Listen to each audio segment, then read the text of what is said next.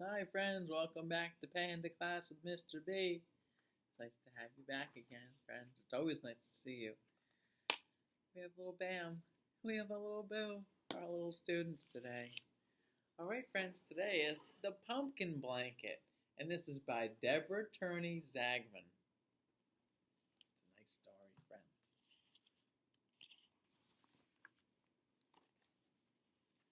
The Pumpkin Blanket. This story was written in 1990. When Glee was born, the northern lights shook their folds above her head, but no one saw them. Glee's family only had eyes for Glee. Later, the door blew open and the wind tossed a blanket inside. Swoosh! No one heard. Glee's family only had ears for Glee. Her mother called the blanket a gift, but could not remember who had given it. An aunt, Glee's mother, guessed. A shy but friendly neighbor ventured an aunt. Glee's father said nothing. He thought the sunny-colored squares of the blanket looked surprisingly like his garden patch. Let's call it the pumpkin blanket, he suggested, because round baby Glee looked a lot like a pumpkin bundle up in it. Wow, friends, how did that happen? The pumpkin blanket was a close friend to little Glee, light and warm around her body, soft and dreamy between her fingers, smooth under her cheeks. That's a beautiful blanket. One cold winter's night, when the garden had a snowy blanket on it, Glee was 3 peered out of her bedroom window. She could see the coyote sniffing and pawing the frozen compost heap. Glee shivered as they raced back, yipping and yowling through the birch tree skeletons into the dark forest behind. Only the treasured pumpkin blanket wrapped about her ears could stifle their voices. It was coyote-proof. On hot summer afternoons, when the garden was abuzz with an insect excitement, Glee was 4 sorted through the compost pile, rottings for baby worms. Later, one escaped from her strip pocket at the dinner table. Glee was scolded and sent upstairs.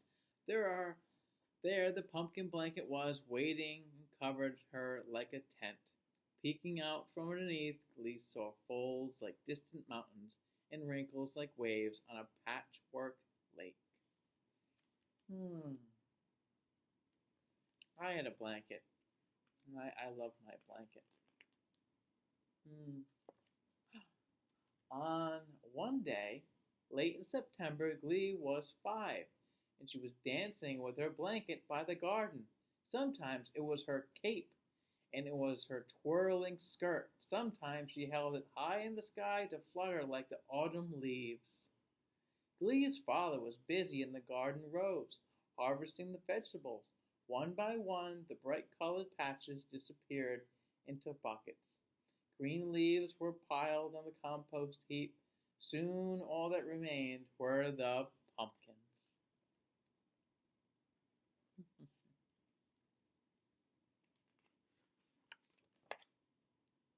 Glee's father leaned on his shovel. Glee could not go to kindergarten at the local school after Christmas. She could not carry her pumpkin blanket to class. The other children would tease her when she stroked the satin edges, soft and dreamy and smooth, under her cheek. This kind of sounds sad, friends. This happened to me when I had my blanket. Glee, her father called, "Do you know that there are 12 pumpkins in our garden? Just as there are 12 squares in your blanket." Glee hung on the garden fence, admiring the perky globs peeking out from under their wilting vines. "Will they have faces, Papa?" When Halloween comes, will they grow teeth and grin? Yes, her father said. If they don't freeze this month, we can harvest them in October. We will have a family of faces on our porch this Halloween. Glee smiled. That night, the first frost came. The next morning, Glee and her father saw that one pumpkin was not sheltered by the vines. It stood alone.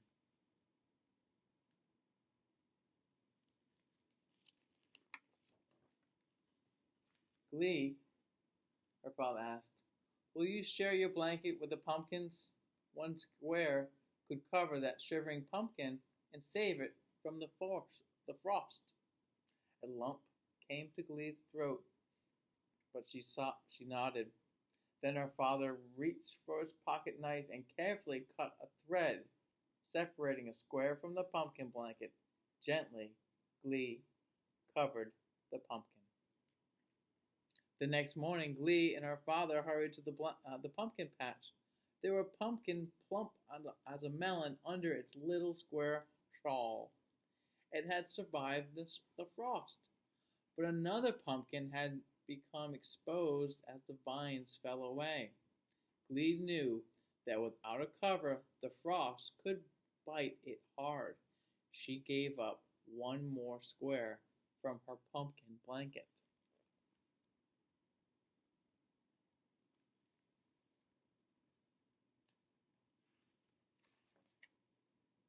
Night after night, the cold nipped at the garden. Night after night, Glee gave another square to another pumpkin to keep its head warm.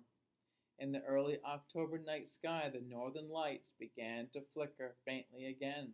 Finally, Glee had only one square left.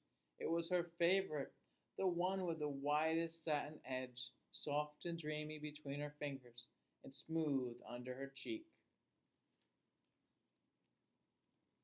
And look at all the pumpkins, friends, with all the patches.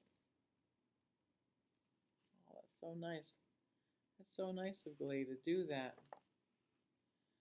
That day, Glee did not go to the garden with her father. She sat on her bed and looked down at the pumpkin patch.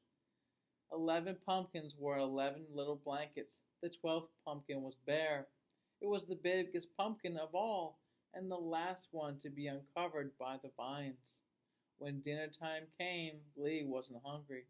She sat by her window and watched the wind blowing the dead leaves in circles around the pumpkins.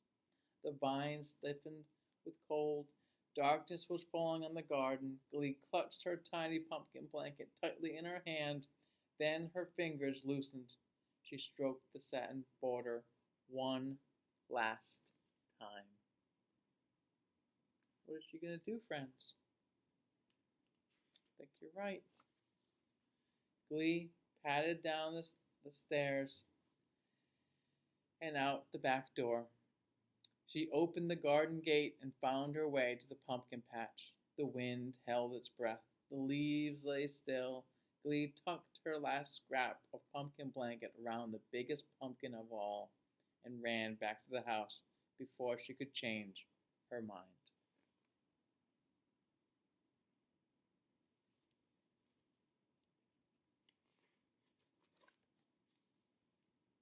Glee missed her pumpkin blanket. She had a new down comforter, but it covered without comforting her. Only the sight of the blanket, the blank-faced pumpkins in their woolen kerchiefs, cheered her. Each of the blanket patches was the same color now, faded by the autumn sun and rain. Each clung to its orange pumpkin like a threadbare hat.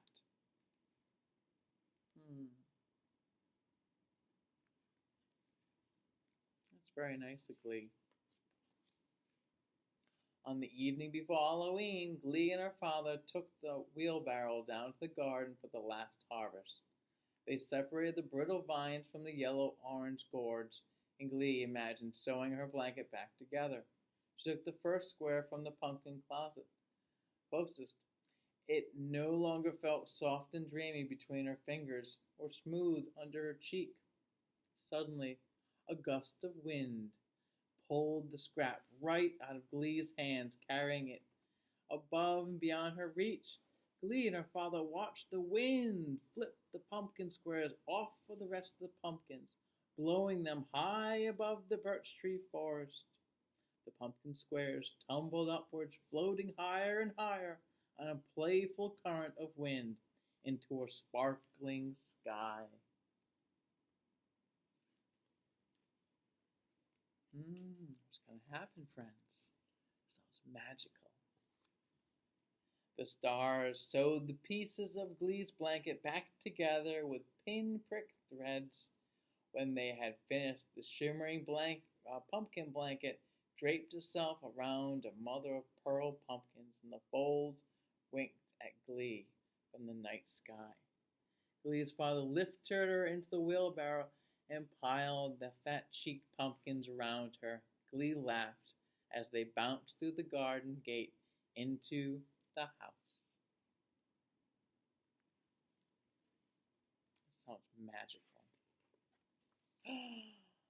That Halloween, 12 lively faces lit Glee's porch. Their eyes and smiles shone far into the night. Wow, that's beautiful. 1, 2, 3, 4, 5, 6, 7, 8, 9, 10, 11, 12. Wow.